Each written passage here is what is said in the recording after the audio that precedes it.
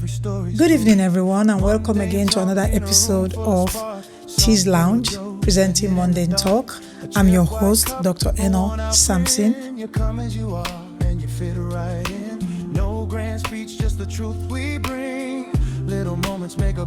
And with me today, we have delectable Adeola Oguntoyinbo.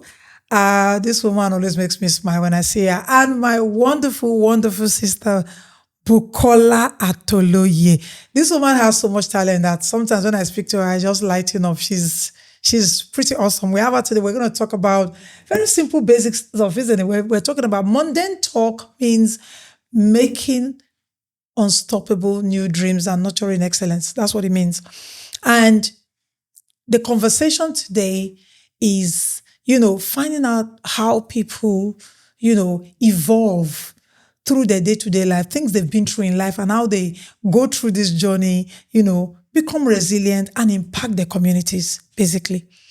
So I'm going to look at you first, Sister Adeola. I call her Deaconess Adeola.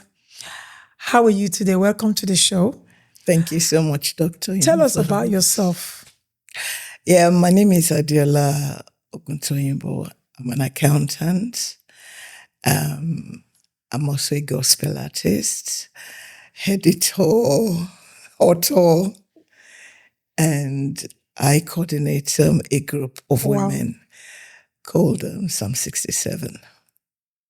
Yeah. That's a bountiful basket of skills. That's what we call that. And with you today is Ms. Bukola Atoloye. Do you want to tell us a little bit about yourself as well? Yeah, my name is Bukola Atoloye, and I'm a gospel singer as well. Well, I have a background I'm a dressmaker. I am a care coordinator. Mm-hmm. I've got a care agency and all that. So, that's what I can say for now. So if I say describe yourself in 3 words, what would you say? In 3 words. 3 words. Describe yourself in 3 words. Well, I'm a Christian man, and what will I say? Hardworking. I believe in opportunities. I'm that kind of person that you snap opportunities quite quickly. That's good. If I ask you to describe yourself in 3 words, Deaconess Adeola, what would those 3 words be? I will describe myself as a passionate Christian. Mm-hmm. I'm passionate about Christian values. I'll describe myself as being financially literate. Excellent. And I'll describe myself as very caring. I would say that. That's good. Yeah. Today we've had a very interesting conversation from health to finances, and it's good to have both of you here on the show today because obviously you just used something. I describe myself as financially literate.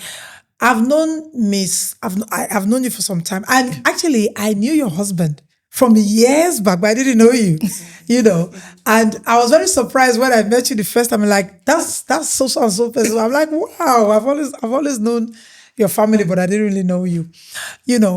I've known Ms. Bukola for a long time. And when you talk about financial literacy, this woman knows it from a different level.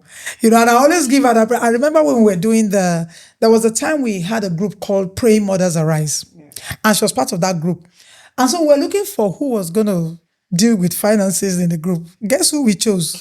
Ms. Atoloye. Because she's the one that knows when to spend and when not to spend. So she doesn't, when she start talking about spending money, Buki will say, she'll pause. That's wisdom.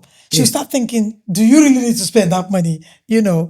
So it's good to have you here today, Mr. Atoloye. And we want to talk about, because there's what we call financial revival. We've talked about it from previous episodes. And, we want to speak to our communities about, 2 things: finances, health, taking our ordinary day-to-day activities to the next level where we secure ourselves, right? Because sometimes we think that, this person has a good job, he makes good money, he works, so that's fine. But when a little tragedy strikes, you find out that person was not secure after all. What would be your advice in that kind of situation? What would you say? I mean, look at the camera. What would you say to, somebody who thinks that they are secure, but they're not really secure? What would you say to such a person? It's basically be more financially literate about, everything should you, up until pastor, not only that, even for your daily living. You understand? Even the Bible talks about the fact that, you have to be proper managers of what you have been given. You have to manage your finances well. We're not talking about the love of money here. We're talking about the management of what God has, given you. And if you need to take extra education, learn from people like Dr. Shenwoke, and other people, just to know how to manage what God has given you, please do. It's very, very important. Awesome. Yeah. And Ms. Buki, I mean, I know sometimes when you and I talk, off camera, of course, when we talk about, life, the journey we've come through and everything, you talk about money and you start telling me stories about how you managed yourself. I'm blown away when I speak to this woman because, you see that everybody has gone through different journeys in life. Everyone's journey is not the same, right? Everyone's journey is not the same. And you're telling yourself, this person's journey is different. How did she manage? How did she cope? Can you please tell us, one of the challenging things that you faced, right, that affected you financially and how you coped? Yeah, if we talk about talking about financially literate, like she said, I got my own, background, not even, before I even went back to uni. When I finished school, I was very close to market women in Nigeria that, they have trade, their roots, their background is just trading. And I'm like, they didn't go to school. How come they're so rich?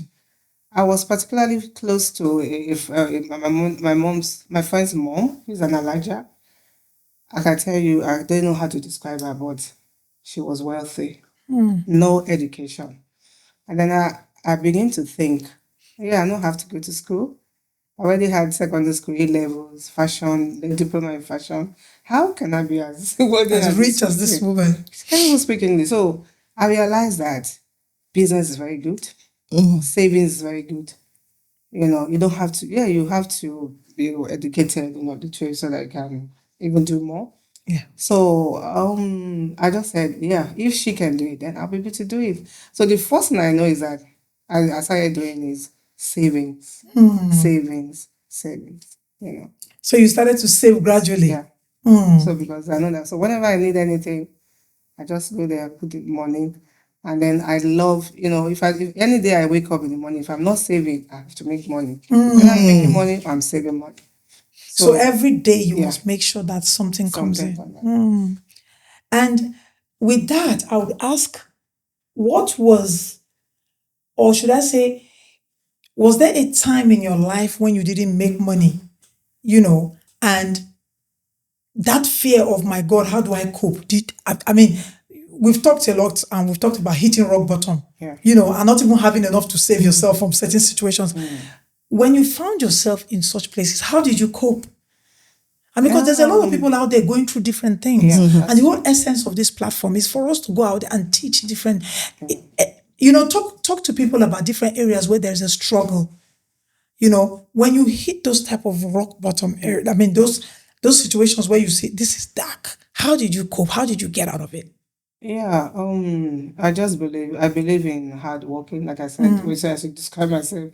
That was one. Number two, what I believe in, even if there has been a lot of times where like we were from a very humble background, and like I raised my daughter alone back in Nigeria where there's no benefit and all that. So I know what you're talking You were a about. I single would not mom. even want to go into that now. Yes.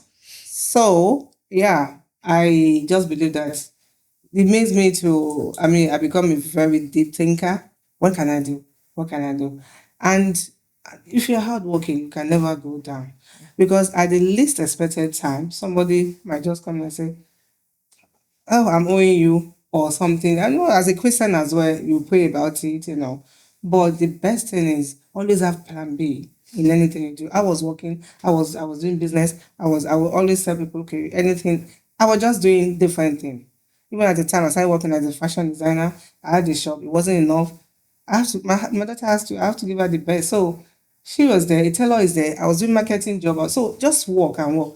There's an adage that says, oh, when you turn your hands will never deceive. Deceive you. So whenever you Absolutely. put your hand in different things, there's streams. I never know about streams of income, but I was actually doing that. Even at that age that I had no knowledge, I have no clue, and it was working for me. Yeah, there are times that there's nothing at all, but I've always have hope because I know that I'm that kind of person that I will do everything that is, good. I'm not thinking of, going to prostitution even when I was younger. I cannot think of going to beg. I don't like begging. So all I was just thinking about is work, hard work. Awesome. Yeah. So, in the spirit of mundane talk, which is making unstoppable new dreams, basically, at every juncture, you were thinking, how do I make this one happen? Yeah. How do I make that one happen? Sister Adeola, can you tell us, for example, with the same question I've just asked Staboki, how did you make new dreams happen? How have you ever been in that position where you hit rock bottom and you didn't know how to come out, and you're thinking, how do I change the course? How do I steer the rudder to put me on the right course again? Have you ever been in that position? And if you have been, how did you navigate yourself out of that? Yeah, thank you very much, Dr.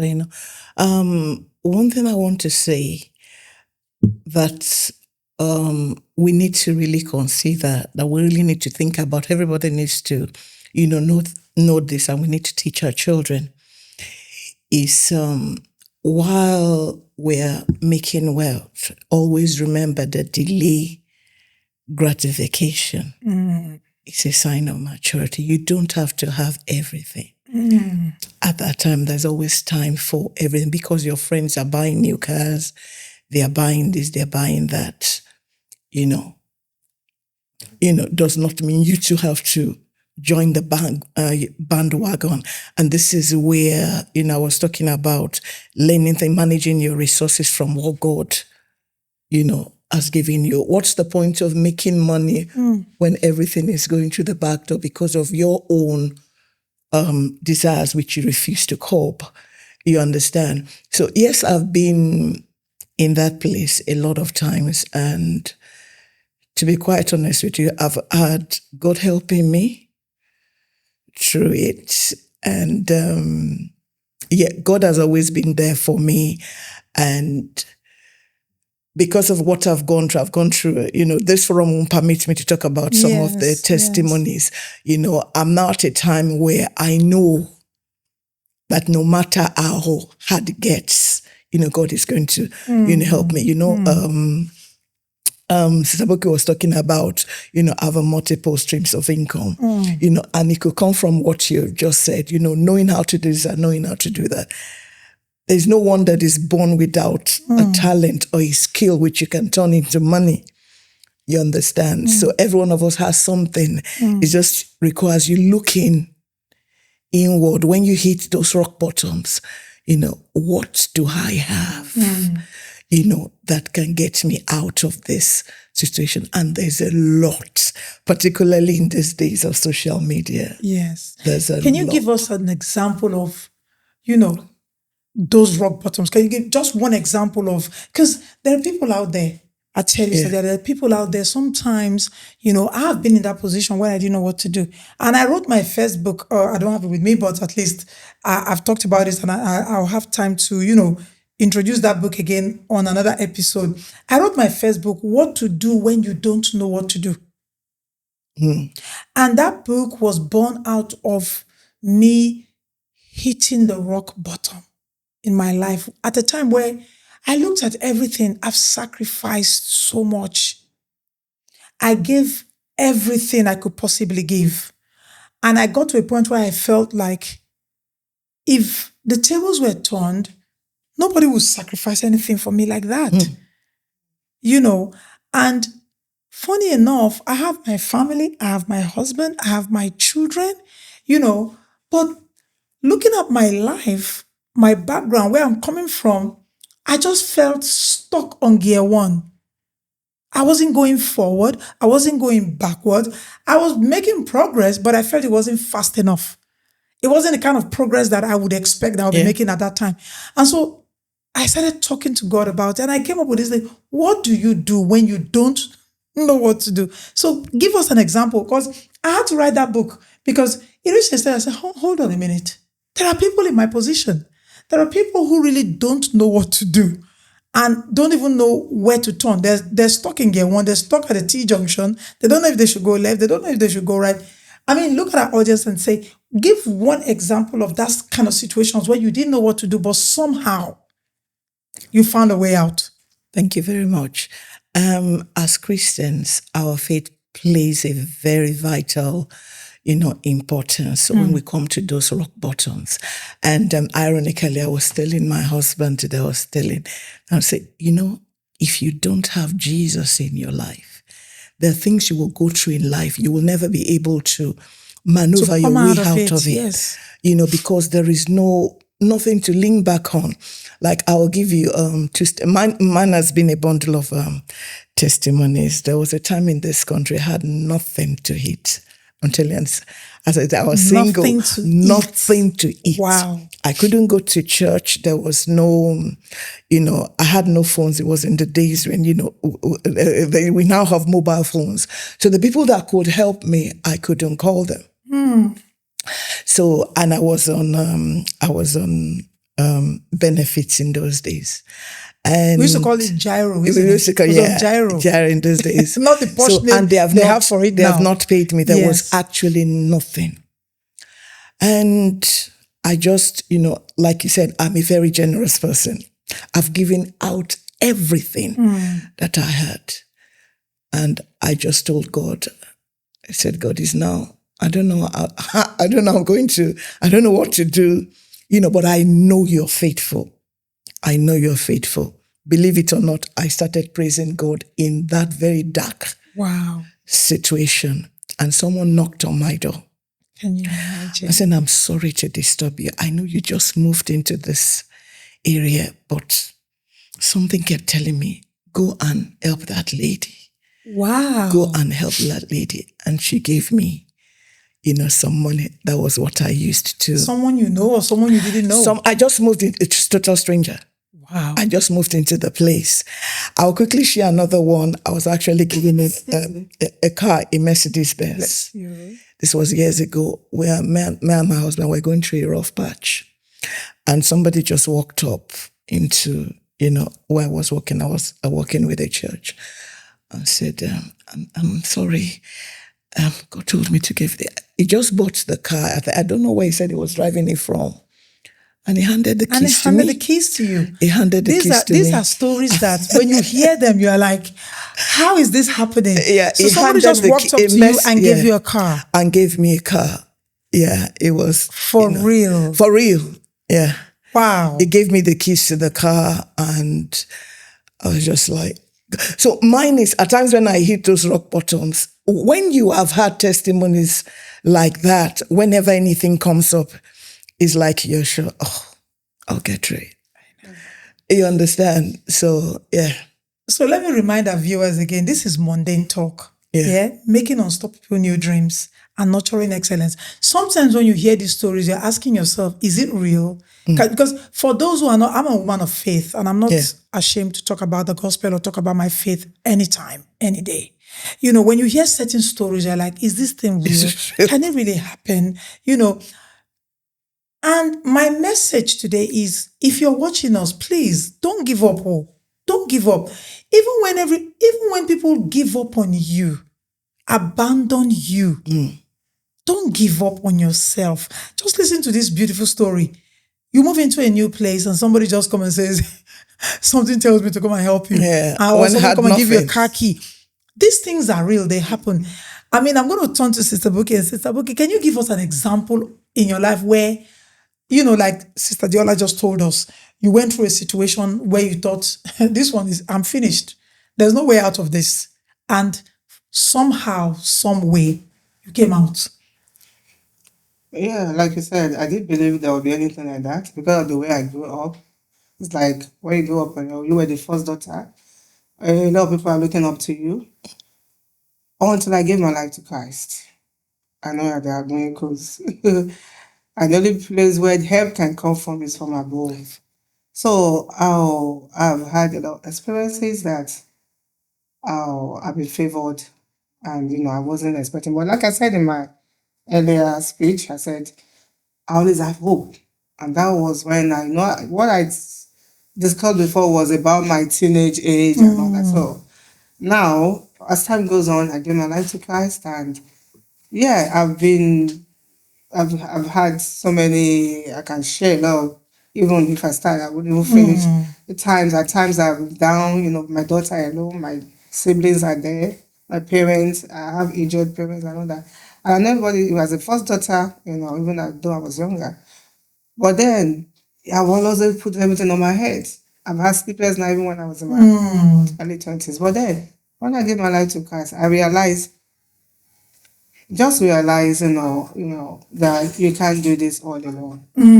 So after I realized that, the Holy Spirit began to minister to me that the only help is from above. Yes. So, going back to your question, I have, it's from your hard work. You can't just sit at home and say somebody will come and do something, or there will be open door opportunities. That's why I said I believe so much in opportunities.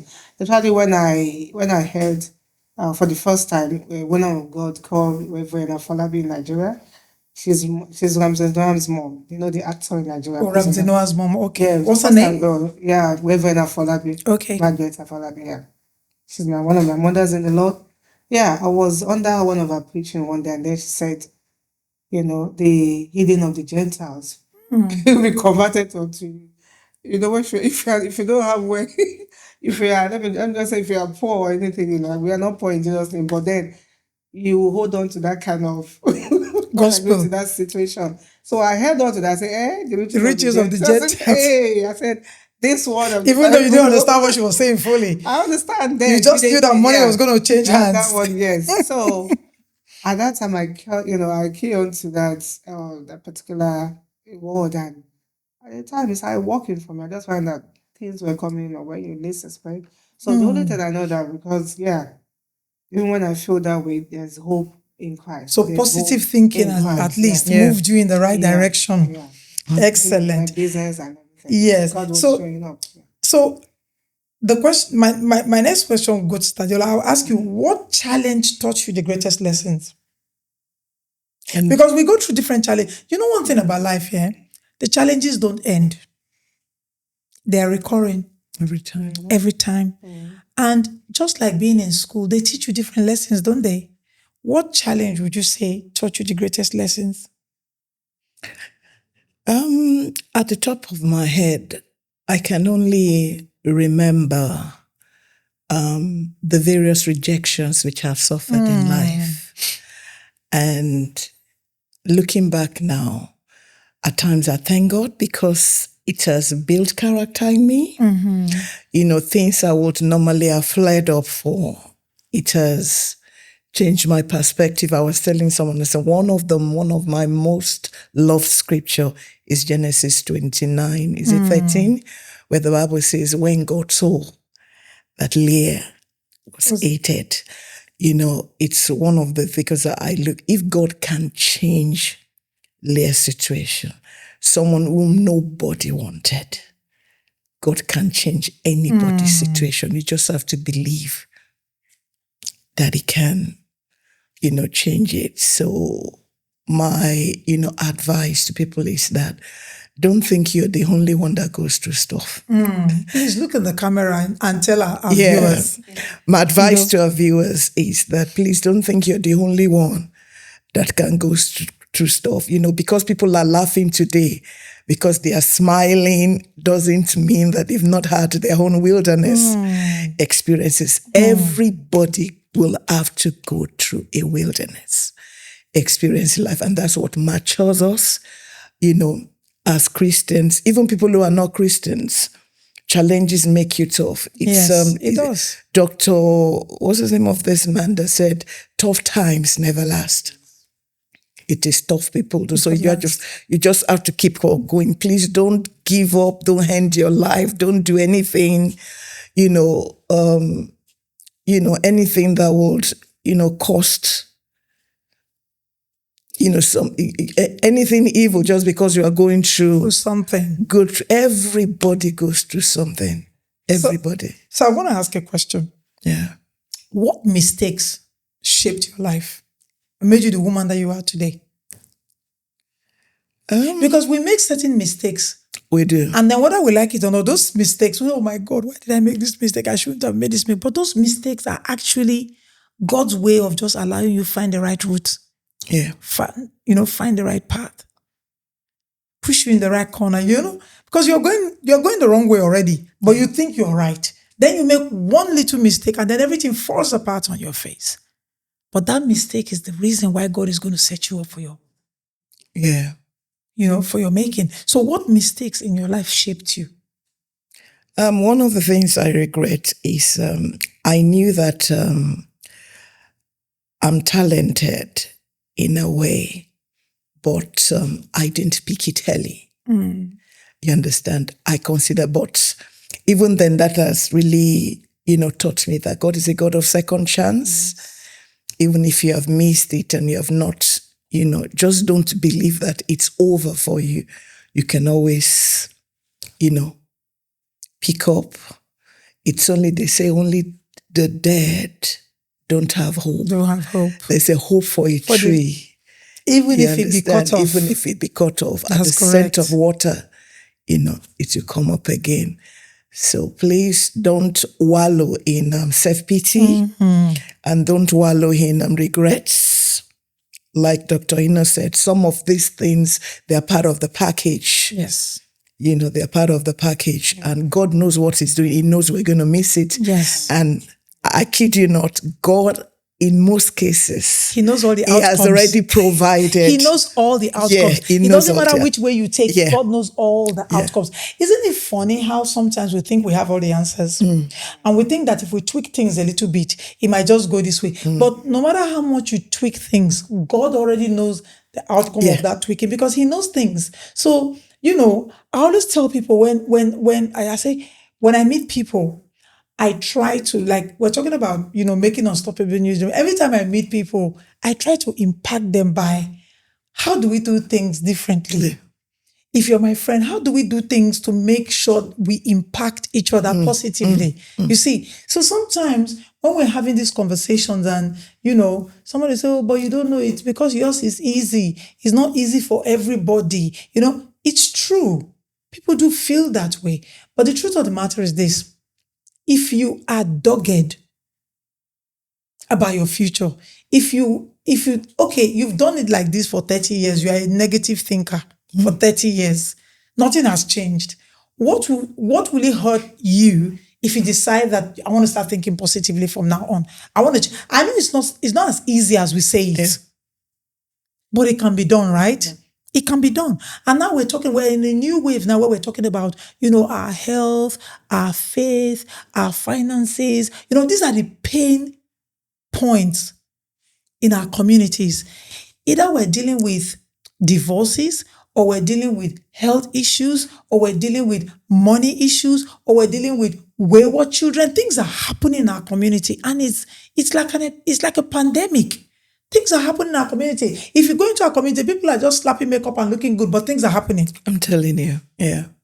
How do we, change the trajectory?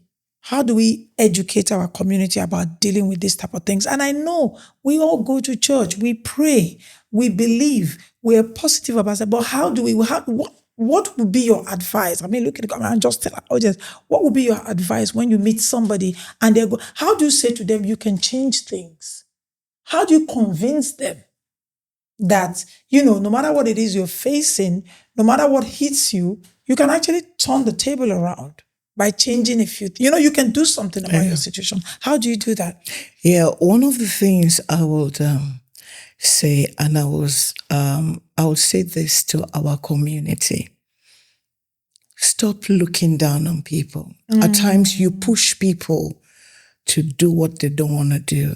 And at times people are going through stuff and you're busy saying Negative things about them, and at times it pushes them to do what they did not want to do in an attempt to prove, themselves. Look at what Leah did, because she was being hated, because she was going to, only God knows what they were saying in that household. Yes, about her. She had to go to the extent of, because she was trying to prove something, going to the next, sleep with my,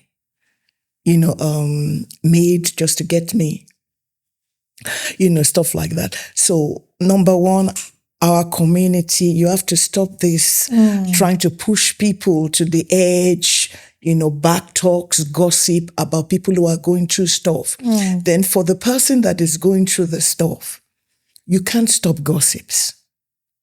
People will always say bad things about you. My go-to is be positive about yourself, no matter what it. Just be positive. I know if I said it's easy, I'll be lying. You understand? But please keep that positive, atmosphere. Keep that, because even people in the neuroscience, I've just been learning some few things about neuroscience, and they tell how your thoughts, the things you're thinking, how it affects your progress in life. So if you're this person who's always putting everybody has gone forward and everybody's progressing, you're the only one left, and you wallow in self, it's going to get worse if you don't pick yourself up. You understand? This is proven in neuroscience, how the thoughts, how the brain works. And it's in Proverbs as well. As a man thinketh in his heart, so is it. If you keep thinking those thoughts then manifest into your reality. Exactly, yeah. So you really need to watch your thoughts, watch your thought, be positive about it. You can still, there's no, like I tell people, God didn't create rubbish. No, he didn't. Everyone has a potential, to move forward no matter what level you have. Because you have not found it does not define you as a failure. You understand? That's so interesting. Yeah. Thank you so much for that. That's very interesting. Ms. Buki, I would like to ask a question, because I know I'm asking questions about how you guys deal with the mundane stuff of life, the mundane things. Yes, mundane means one thing in its acronyms, but it doubles as our day-to-day living. How do we get from one to next? My question to you, Ms. Buki, is, how do you, what kind of, I think I asked Ms. Adeola the same question, that what mistakes shaped you to become what you are today?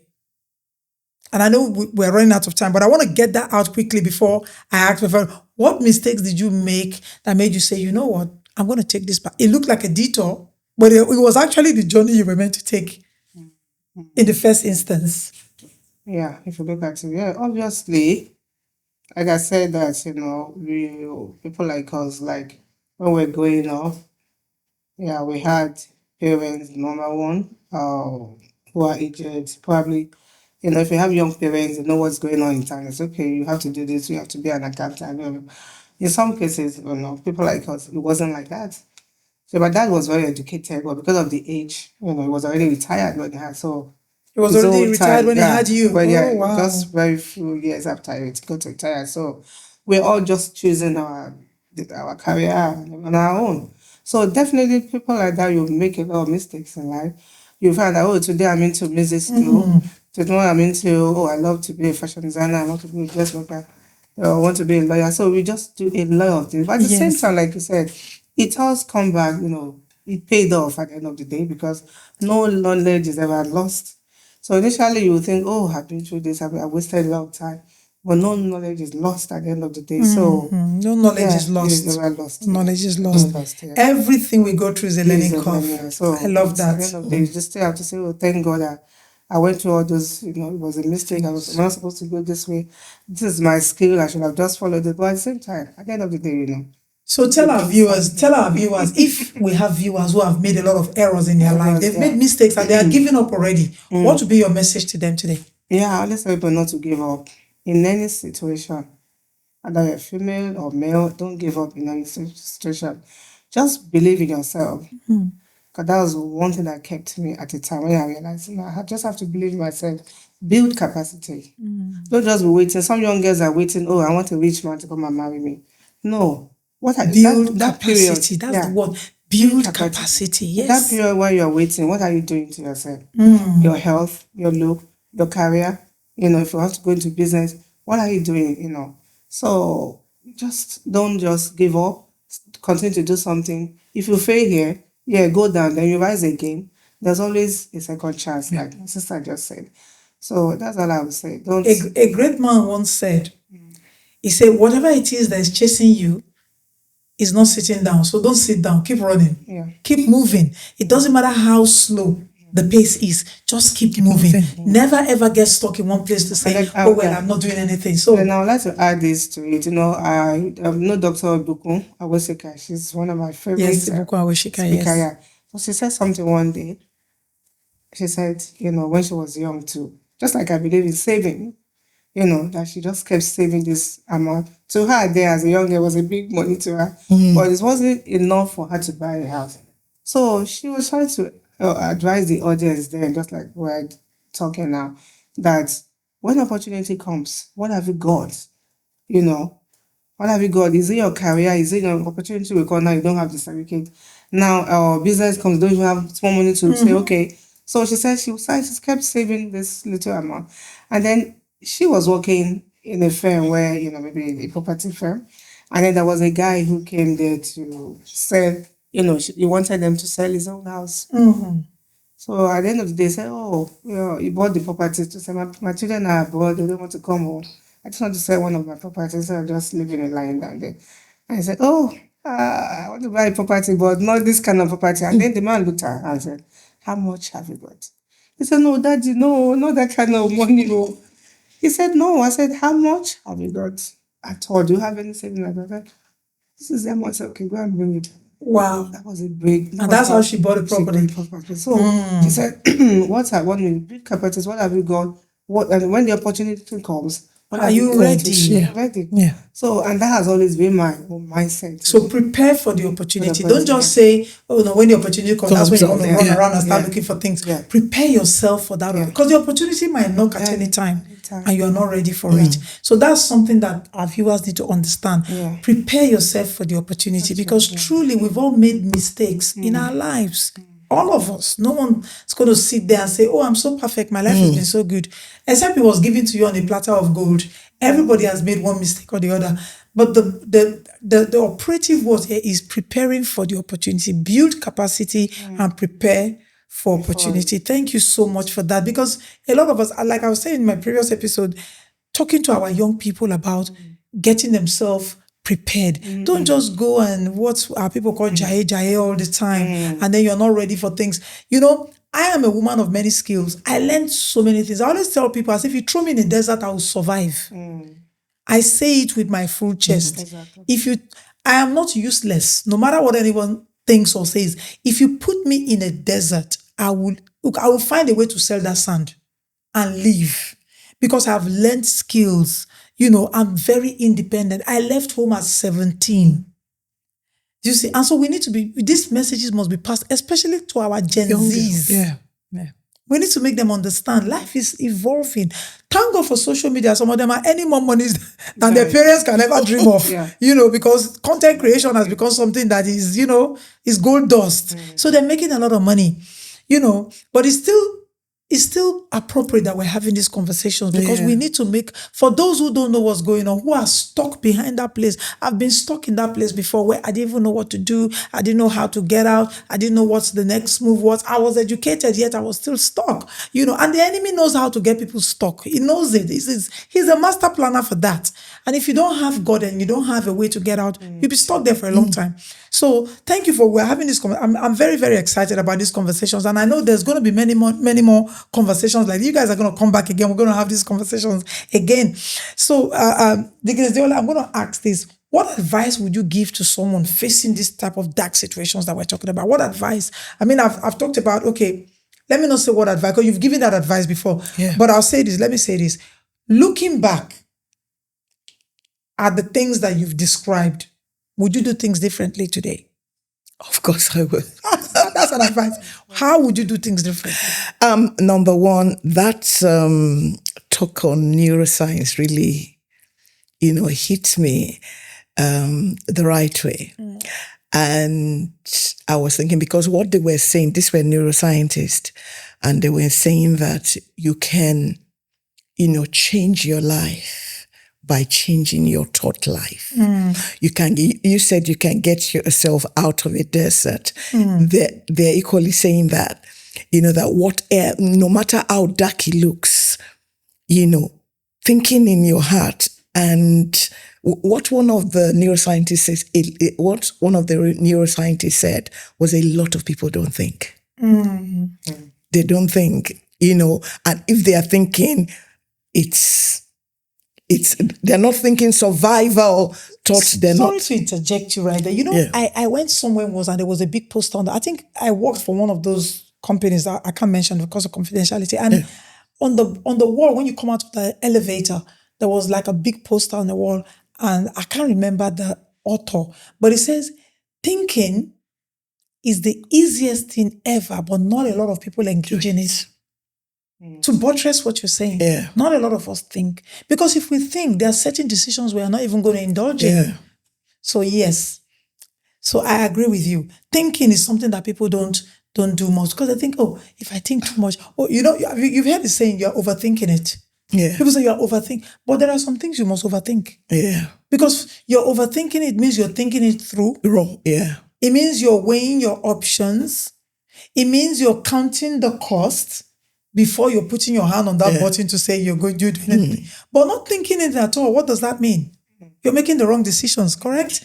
So God help us to make the right decision. Amen. And with that, we've come to the end of this episode. Like I always say, the teas may run out, but the conversation continues. Mr. Adeola, thank you for joining us today. Thank you. Buki, thank you for joining us today. I know this conversation has been very, very, fruitful, but we're looking forward to having many more conversations like this. I hope we have been able to encourage you, to challenge you, to inspire you, to be more, to do more, and don't give up. When you get to that position where, don't say, oh my God, I've made too many mistakes, I can't go back. Go back to the drawing board and say, what have I done wrong? What can I do to make things better for myself? And if you're on the wrong path, I beg you, don't stay on the wrong path. Because that's what the enemy wants for you. He wants you to stay on the wrong path so that he can continue to judge you on it. If you're on the wrong path, find your way out. Get back to align yourself on the right path. Thank you very much for joining us on this episode. And we look forward to seeing you on our next episode on Tea's Lounge, presenting Mundane Talk. Thank you for watching us, and goodbye.